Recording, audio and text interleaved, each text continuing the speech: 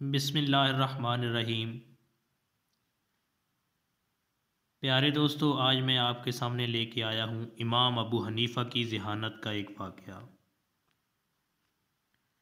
कूफ़ा में एक सैयदज़ादा फ़ौत हो गया। जनाजा में कूफ़ा के बड़े बड़े लोग मौजूद थे। सब साथ चल रहे थे कि अचानक जनाजा रुक गया। लोगों ने मालूम किया तो पता चला कि इस लड़के की माँ बेताब होकर निकल पड़ी है। इस औरत ने जनाजा पर अपना कपड़ा डाल दिया और अपना सर खोल दिया। औरत शरीफ ख़ानदान से ताल्लुक़ रखती थी।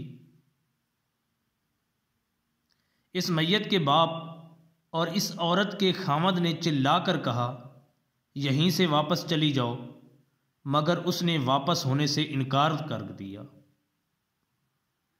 बाप ने कसम खा ली, लौट जाओ वरना तुझे तलाक।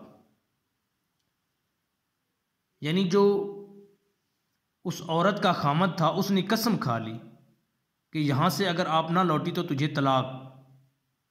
जबकि इस औरत ने भी कसम खा ली कि अगर मैं नमाज जनाजा से पहले लौटूं तो मेरे सारे गुलाम आज़ाद।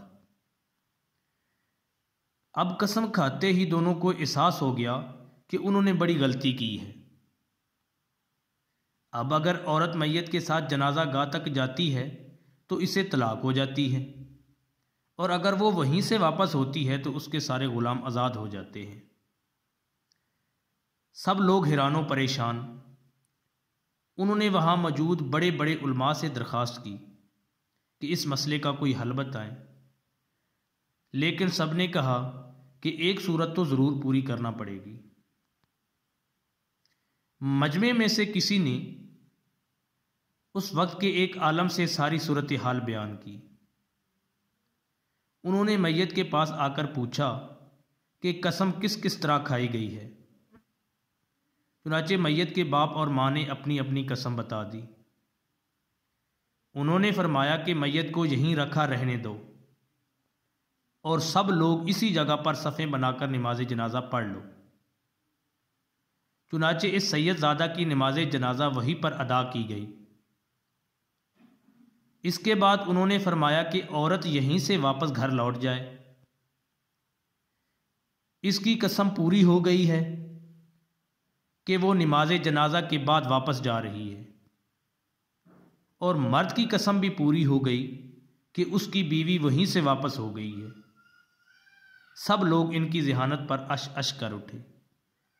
ये आलम अपने वक्त के बहुत बड़े इमाम थे और आज दुनिया इन्हें इमाम अबू हनीफ़ा रहमतुल्लाह अलैह के नाम से जानती है।